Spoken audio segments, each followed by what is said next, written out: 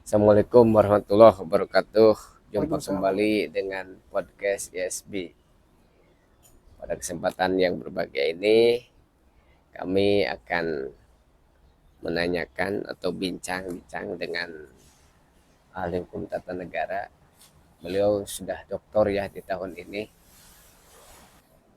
Tidak lain tidak bukan yang sangat hangatnya pada hari ini membicarakan tentang fenomena PSU ya di Kabupaten Tasikmalaya. Nah, ini kira-kira mohon dijawab Pak Eki terkait dengan PSU ini. Satu, terkait dengan kapan dilaksanakannya PSU. Sejak putusan itu berapa lama harus dilaksanakan oleh pihak penyelenggara? Ya, kalau kita lihat putusan MK ya tahun 2025 kemarin, nomor berapa tuh saya lupa lagi, 137 ya kalau nggak salah. Ya. Itu kan sudah jelas ya bahwa mahkamah itu memutuskan salah satu amar putusannya itu adalah Pilkada Kabupaten Tasikmalaya itu harus diulang dalam waktu 60 hari gitu sejak putusan dibacakan. Jadi sekurangnya ada 2 bulan untuk masa persiapan sampai dilaksanakannya pemilihan ulang. Kira-kira begitu. Cuman kan ini Pak Habibie ya selaku akademisi dan juga pengamat politik nih juga ya di Kabupaten Tasikmalaya kan, karena domisili di kabupaten nih. Amin, amin, amin, amin. Hak pilih juga kan Pak Habibie hak pilih. ya. Ya, Nah, dan juga hak pilih saya. Nah, tentunya ini kan memunculkan problematika sosial juga ya di masyarakat selain dari problem hukum ya. Kalau problem hukumnya itu kan sudah final dan mengikat sebetulnya ya. Terlepas dari apa pro kontra ya dari putusan MK ini, karena ada yang memandang bahwa putusan MK ini sebetulnya apa ya terlalu apa istilahnya terlalu mengejutkan kita bersama ya. Saya membayangkan mungkin di satu sisi apa namanya pihak yang kontra mengatakan bahwa masa sih persoalan administrasi kok diputus di MK kan begitu ya.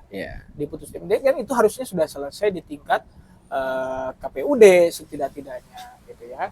Nah, sementara kan Mahkamah Konstitusi itu hanya menghitung terkait dengan sengketa hasil yang sifatnya kuantitatif. Tapi buktinya sekarang Mahkamah Konstitusi juga tidak hanya melakukan pendekatan secara kuantitatif pada akhirnya, tetapi juga melihat dari aspek kualitatifnya gitu ya. Jadi suka tidak suka, maka 60 hari ke depan sejak putusan itu dibacakan, KPUD harus siap gitu. Harus siap. Ya, saya juga selaku warga ya masyarakat Kabupaten Tasikmalaya yang juga memiliki hak pilih ya, hak pilih untuk PSU ini. Ini masyarakat ada yang menanyakan ya terkait dengan PSU ini. Nah, kegiatan PSU ini nanti kira-kira mana itu dengarkan. Ayo kita terus lanjut. Nah, kalau pengadilan yang lain gitu kan, contoh seperti perceraian, ya, contoh seperti kasus sengketa tanah, gitu ya. Itu kan kalau tidak puas atas putusan pengadilan pertama, ada upaya, upaya hukum. Biasanya masyarakat itu tidak puas atas putusan pengadilan pertama, mengajukan memori banding, gitu ya, atau tidak puas juga atas putusan pengadilan tinggi, harus mengajukan lagi upaya. Nah, ini bagaimana situasi, bukan solusi untuk putusan ini? Apakah misalnya ada upaya hukum lain atau bagaimana? Ya seperti halnya tadi yang saya sampaikan, yaitu yang uniknya itu di Mahkamah Konstitusi itu kan pertama dan terakhir. Betul. Makanya disebut sifat putusannya itu the final and binding. Jadi mengikat, terakhir tidak menutup upaya hukum yang lain. Binding artinya mengikat erga omnes ya. Sejak saat putusan dibacakan maka itu mengikat pada semua pihak. Yang mau tidak mau, suka tidak suka, itu harus dilaksanakan. Gitu, harus dilaksanakan. Jadi tidak ada upaya lain. Ya. Jadi sama dengan semacam lirik lagu Yovie and Nuno ya. Gimana tuh? Ya, untuk yang pertama gitu ya. Dan terakhir gitu. Betul. Gitu ya. Nah, kemudian selain itu juga hari ini kan bagaimana itu ya. Artinya kan memastikan sebelum pelaksanaan itu memeriksa berkas perkara, menginterpretasi regulasi yang ada gitu kan, atau bahkan yang terbaru. Ini kenapa bisa sampai kecolongan begini gitu ya? Ini menarik sebetulnya Pak Habib. Yeah. Jadi pada akhirnya sekarang seakan itu mencari siapa yang salah. Gitu ya. Apakah misalnya KPUD, apakah Bawaslu, apakah justru pihak terkait sendiri gitu ya, semua orang, tapi itu bukan solusi pada akhirnya. Ini harus dilihat sebagai sebuah fakta selain takdir ya, fakta hukum yang memang sudah terjadi gitu, yang harus tentunya ada penyelesaian ke depan gitu ya, dalam rangka bagaimana memastikan proses demokratisasi di daerah ini betul-betul bisa berjalan secara konstitusional. Sebenarnya lebih melihat ke sana gitu. Itu tadi memang pada akhirnya semua saling menyalahkan ya. KPUD di daerah mungkin melihat bahwa kenapa bisa menetapkan calon karena ada regulasi PKPU kan gitu, yang seakan mengakomodir dan membolehkan masa jabatan itu dihitung setelah pelantikan. Nah, ini yang menjadi perdebatan di Mahkamah Konstitusi kan gitu ya.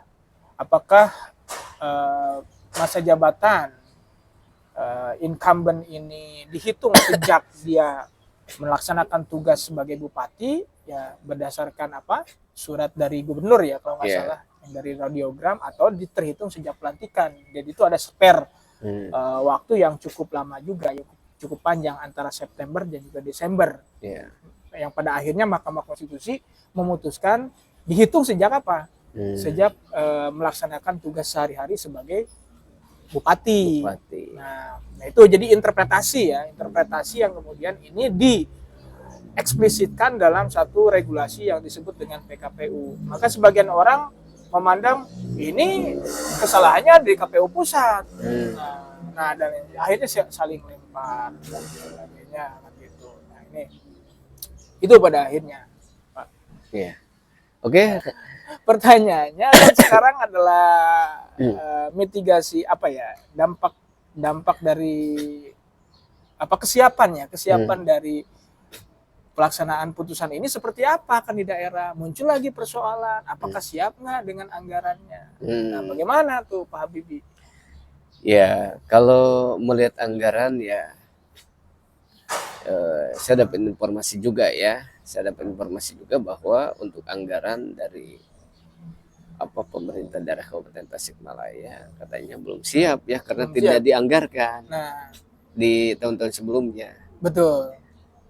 Nah, gimana tuh? Sehingga yang menarik nih. Sehingga posisi tidak khawatir, maksudnya tidak tahu akan terjadi seperti ini. Betul. Sementara kan siklus sehingga anggaran nanti, itu kan ini ya, teratur ya, siklus anggaran itu harus direncanakan H-1. Meskipun ini pengecualian barangkali. Iya.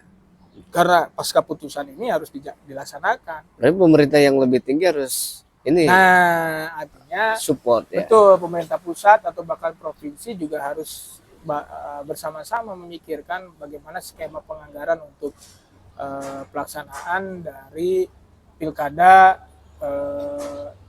ulang ini gitu ya. Iya. Gitu. Kurang lebih ada berapa ya di Indonesia? 24 ya? Yang PSU? Kalau yang saya baca ada sekitar 8 atau 20-an. 24 ya. Kurang lebih ya. 24-an. Ya bisa jadi. Ini bisa jadi. Nah, ini yang menarik ya.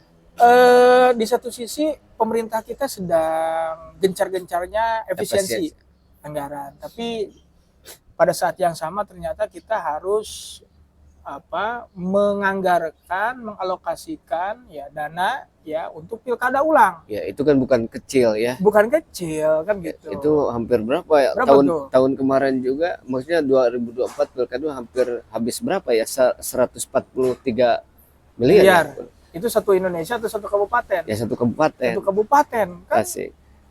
Hari ini kalau tidak salah harus ada berapa? 60 ya? 60 miliar ya berdasarkan informasi dari mana anggarannya? Ya, gitu. Ini pertanyaan. Apakah ada cadangan atau seperti apa?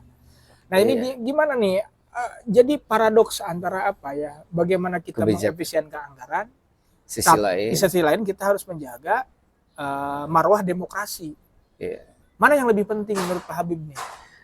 Ya artinya kan kita berdasarkan Undang-Undang Dasar Republik Indonesia pasal 1 ayat 2 bahwa Indonesia ini adalah negara hukum. Ya, nah, hukum pemilu di kita itu menjunjung tinggi daripada apa?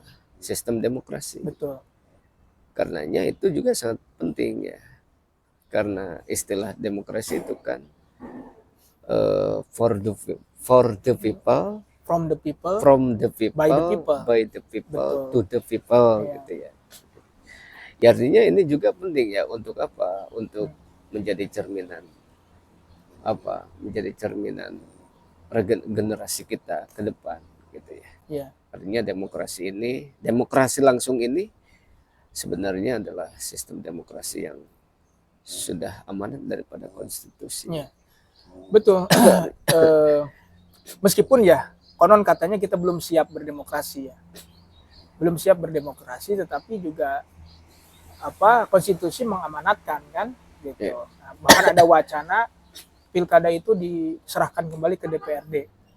Kan gitu. Karena persoalan anggaran tadi. Ya. Tapi muncul lagi persoalan legitimasi rakyat, ya kan, legitimasi konstitusi dan lain sebagainya. Gitu. Kita seolah kembali ke masa lalu gitu ya, ke kemunduran, dianggapnya adalah sebuah kemunduran. Pak Habib setuju nggak? Ya dilihat dari sisi apa namanya ya. Ya kita berbicara ke pengertian demokrasi. Ya pemilihan langsung lah yang bisa dirasakan oleh rakyat gitu. Artinya rakyat langsung memilih. Artinya secara positif calon pemimpin bisa langsung menyapa ke masyarakat, juga bisa kenal dengan masyarakat, juga bisa bisa mengayomi gitu ya masyarakat. Apalagi sekarang mungkin bisa komunikasi secara instan via media sosial gitu ya. Ya saya kira untuk ada sisi positif dan negatifnya mungkin ya. Ya tergantung orang menafsirkan daripada demokrasi langsung maupun tidak langsung. Ya akhirnya kan dampak sosialnya juga di masyarakat ternyata semakin terkotak-kotak, gitu kan, terkotak-kotak. Jadi dianggap kita belum siap gitu berdemokrasi. Bahkan ya kemarin juga dengan dampak putusan MK ini dikhawatirkan terjadi konflik horizontal di masyarakat yang